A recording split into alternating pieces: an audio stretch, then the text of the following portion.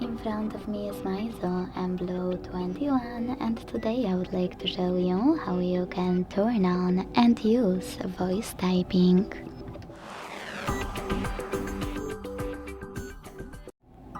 Begin by launching your keyboard,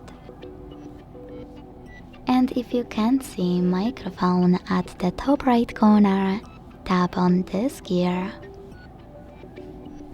Then select voice typing and use this switcher to activate it. Following that, go back to your keyboard and tap on Now Visible Microphone.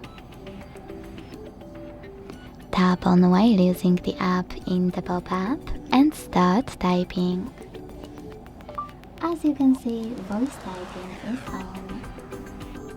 If you want to stop, you can pause or click on the same microphone.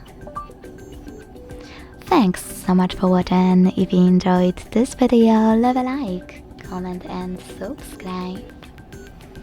Bye!